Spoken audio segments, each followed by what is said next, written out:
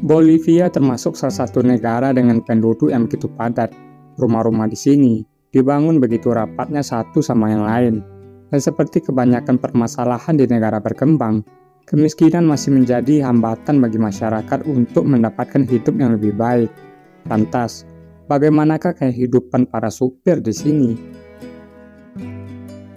Mari kita mulai perjalanan dengan salah satu penduduk asli negara Bolivia yang sedang berbelanja di pasar kota dan akan membawa barang tersebut menuju tempat tinggalnya yang berjarak 78 km dari lokasi.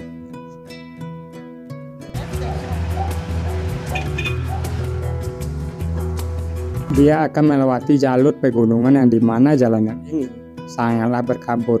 Jadi perlu kehati-hatian dan kewaspadaan yang tinggi ketika melintasi jalanan ini. Oh tidak, sepertinya dia mengalami insiden. Remnya blong. Para supir di sini dituntut untuk selalu siap dan sigap dengan situasi yang akan terjadi.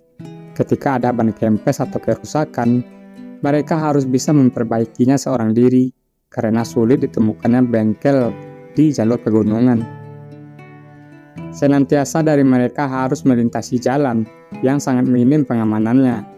Nyawa menjadi taruhan setiap hari bagi yang mau melintasi jalanan ini. Jika hujan terjadi, maka longsor kemungkinan besar akan menutupi jalanan yang hanya berukuran untuk satu mobil. Dan ketika hujannya sangat deras, aspal jalan bisa amblas, bahkan runtuh, hal yang sudah biasa di sini. In March 2019, the first landslide on this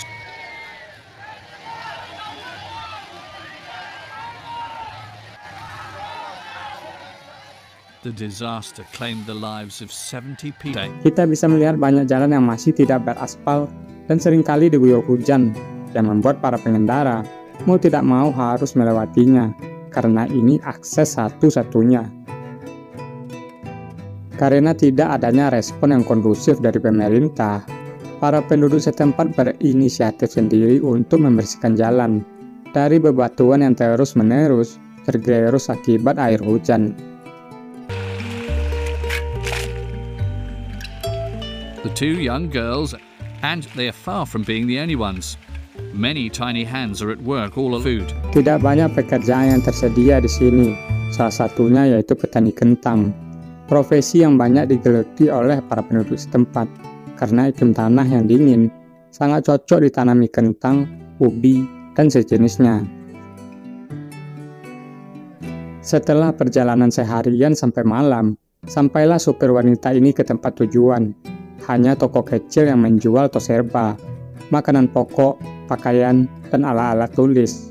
Perjalanan yang mengancam nyawa hanya untuk membeli beberapa produk yang nilainya tidak seberapa. Store. But they're quite the modern couple. In Bolivia, women do not really have a say in family chores. In Bolivia, women do not really have a say in family chores. Kemudian dilanjutkan perjalanan menuju ke rumah si supir.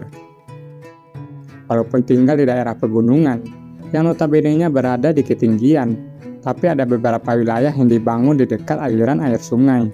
Karena iklim hujan yang begitu tinggi, membuat wilayah ini seringkali kebanjiran. Beberapa penduduk bahkan sudah pindah untuk menghindari risiko yang lebih besar. Tiap hari masyarakat diambang kematian karena tidak memungkinkan dibangunnya jembatan untuk melintasi sungai. Mereka harus menggunakan alat penyeberangan yang berupa kabel yang dipasang sejauh 500 meter untuk menyeberangi sungai. Apabila ada kesalahan, sudah dipastikan mereka jatuh ke bawah, ke dalam sungai yang alirannya begitu deras. Sekali jatuh, kemungkinan besar akan langsung mati. Tapi mereka harus melakukan hal ini karena sumber pendapatan yang lebih menjanjikan, yaitu mendulang emas dan timah, hanya terdapat di pegunungan. Such is the case for these two teenagers. Akhirnya supir wanita berhasil sampai ke rumah. Setelah 2 hari 2 malam, melewati jalanan yang bahkan tidak pantas disebut jalan,